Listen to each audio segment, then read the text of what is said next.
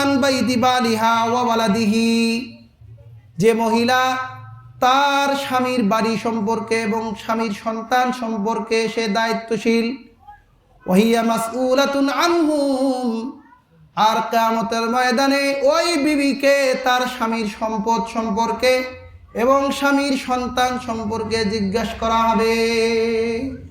তাহলে সন্তানদেরকে প্রাথমিক পর্যায়ে তাদেরকে আদব শিক্ষা দেওয়া, শিষ্টাচার শিক্ষা দেওয়া, তাদেরকে সুন্দর মানুষ হিসেবে গড়ে উঠানো, এটা কার কর্তব্য বলেন? মায়ের কর্তব্য।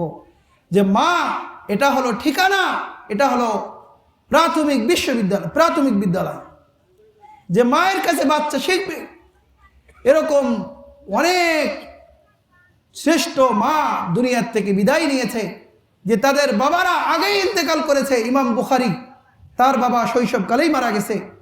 ইবনে হাজার আসকালানী, এরকম বড় বড় মুহাদ্দিস, যে তারা ইয়াতীম ছিলেন, কিন্তু তাদের সন্তানকে কত বড় হালিম বানিয়েছে। সুবহানাল্লাহ।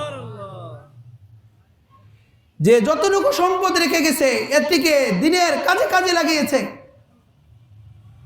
ইমাম মালিক রহমতুল্লাহ আলাইহি, জামানার ইমাম, তার বাপ তার মাকে ছেড়ে চলে গিয়েছিল, যে মা তার সন্তানকে জামানার ইমাম বানিয়েছে। বলুন সুবহানাল্লাহ। এক সময় ইমাম বুখারী রহমতুল্লাহ আলাইহি অন্ধ হয়ে যায় শৈশবকালে। ইমাম বুখারীর মা আল্লাহর কাছে দোয়া করে, কান্নাকাটি দোয়া করতে করতে আল্লাহ তাআলাকে মঞ্জুর করিয়ে সন্তানের চোখ ফিরিয়ে নিয়ে এসেছে। বলুন সুবহানাল্লাহ। কত বড় মকবুল মা!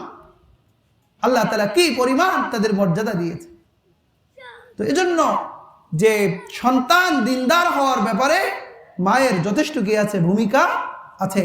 এজন্য এক নম্বরে মাকে পুণ্যবতী হতে হবে। মা সব সময় মোবাইল টিপে, মোবাইল নিয়ে ব্যস্ত, তাহলে সন্তান কি বই নিয়ে বসবে? হ্যাঁ, আমরা স্বামী স্ত্রী মোবাইল টিপতে ব্যস্ত, আর সন্তানকে বলছি তুমি পড়ো, তুমি পড়ো, তুমি পড়ো। সে খুব পড়বে? হ্যাঁ, সন্তান জীবনে পড়বে না। যে তাকে বই পড়তে অভ্যস্ত করার জন্য আমরা দুইজনেই মোবাইল ছেড়ে বই নিয়ে শুরু করে দেই, দেখবে যে সন্তানও মোবাইল রেখে কি নিয়ে শুরু করে দিবে? বই নিয়ে শুরু করে দিবে।